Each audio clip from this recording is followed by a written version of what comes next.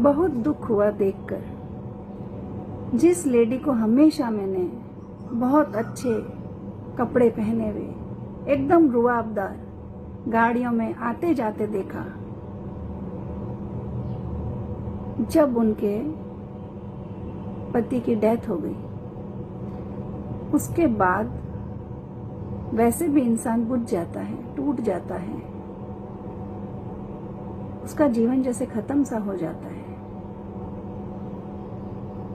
पर वो सब कुछ तो छोड़ के गए ना पीछे, घर परिवार, पैसा, धन दौलत, शोहरत, सब कुछ। ऐसे में उनके साथ घर वालों ने क्या किया, उसको एक फर्नीचर के जैसे कमरे में बिठा दिया। ना उनसे कोई ठीक से बात करता, ना उनको कोई समय देता। और ठीक है, खाना पीना सब होता था, लेकिन किसी मेहमान की तरह। वो उस घर की माँ है, वो मालकिन है उस घर की, और वो सब उसके बच्चे। जिस दिन उनसे कुछ पैसे चाहिए या कुछ काम हो, तब उसके पास पहुंच जाते थे पैसे लेने। जब कोई ऐसा जरूरी काम होता तो पहुंच जाते थे, लेकिन उसको वो इज्जत, वो रेस्पेक्ट नहीं देते थे। तो यहाँ पे ध्यान रखने वाली बात यह है कि अगर हम, इसमें कोई अतिशयोक्ति नहीं है, कुछ भी अलग सी बात नहीं है कि अगर हम नींबू का बीज डालेंगे तो वहां पे आम उगने वाला नहीं है। आज नहीं तो कल ये समय आपका भी आने वाला है,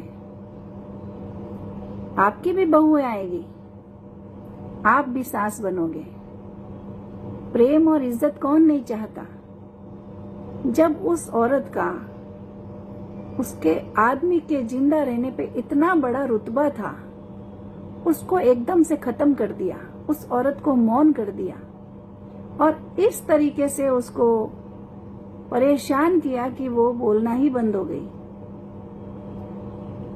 बिल्कुल भी सही नहीं है। और इस पर जब उसकी बेटी मिलने आती है तो उसके साथ भी अच्छा व्यवहार नहीं किया जाता। पिता की मृत्यु के बाद एक बेटी को जितना दुख होता है, मैं मानती हूँ इस चीज को, उतना दुख किसी को नहीं होता। एक बेटी ही दुख जानती है जब पिता का हाथ सर से उठ जाता है। उस माँ की पीड़ा को सिर्फ एक बेटी ही समझ सकती है। लेकिन ऐसा माहौल क्रिएट करके क्या मिलता है किसी को। ये जो प्रकृति है, ये जो परमात्मा है, ये किसी को छोड़ता नहीं है। आज अगर हम किसी की आंख में आंसू देते हैं, किसी को तंग करते हैं, परेशान करते हैं, दुख देते हैं और उनके अंदर से आत्मा दुखित होती है, तो कल ये सब आप पे बीतने वाला है, ये सोच लेना। और हम सब समझदार हैं, सब मानते हैं, जैसा बोओगे वैसा काटोगे, सबने सुन रखा है। लेकिन अब उस परमात्मा से डरना सबने छोड़ दिया है। आज हम किसी ऑफिस में नौकरी करते हैं तो बॉस से डरते हैं। अगर हम किसी स्कूल में हैं तो प्रिंसिपल से डरते हैं, क्योंकि वो देख रहा है। उस परमात्मा से क्यों नहीं डरते? वो भी सब देख रहा है, वो सबका हिसाब लिख रहा है। इसलिए किसी को इतना तंग मत करो कि किसी दिन आपको भी भुगतना पड़े। और अगर घर में बेटियां आती है तो उनका मान सम्मान करो। आप भी किसी घर की बेटी हैं।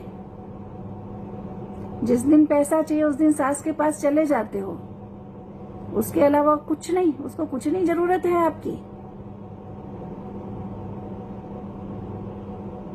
हाल बेहाल करके छोड़ दिया उसका। जिस घर में बेटियों का मान नहीं होता है वो घर कभी भी फलता फूलता नहीं है। ध्यान रखना। जब आप अपने घर जाएंगी, मायके जाएंगी, तो आपकी भी ऐसी ही कंडीशन होने वाली है। इसलिए ध्यान रखो, जो बोओगे वो काटोगे, पछताना पड़ेगा एक दिन।